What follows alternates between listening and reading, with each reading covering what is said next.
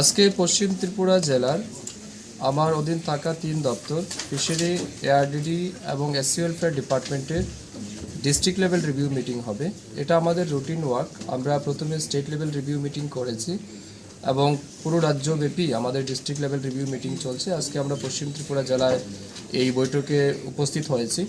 এই বৈঠকের মূল উদ্দেশ্য হচ্ছে আমাদের 3 দপ্তর, বিশেষ করে 2024 এবং 25 অর্থ বছরে আমরা যে বাজেট রেখেছিলাম, যে সমস্ত টার্গেট রেখেছিলাম, তার কতটা অ্যাচিভ আমরা করতে পেরেছি, কোন জায়গাতে আমাদের ঘাটতি আছে, এই সমস্ত বিষয়ের উপর আলোচনা হবে।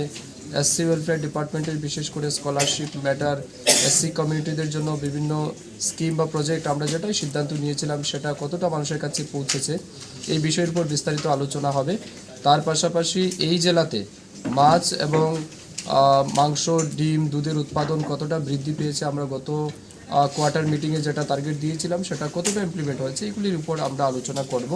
তো আজকে দিনভর আলোচনা হবে। আজকে আমাদের এই বৈঠকে আমাদের মধ্যে উপস্থিত আছেন এই জেলার যারা এমএলএস, সভাধিপতি, সহকারী সভাধিপতি, আমাদের পঞ্চায়েত সমিতির চেয়ারম্যানগণ, তাদের কাছ থেকেও আমরা তাদের বক্তব্য শুনবো, তাদের পরামর্শ নেব এবং আগামী দিন যাতে 3 দপ্তরকে কাজে লাগিয়ে এই জেলার মানুষকে সর্বোচ্চ সুবিধা প্রদান করা যায় তার লক্ষ্যে আজকের মিটিংয়ে সিদ্ধান্ত গ্রহণ করা হবে।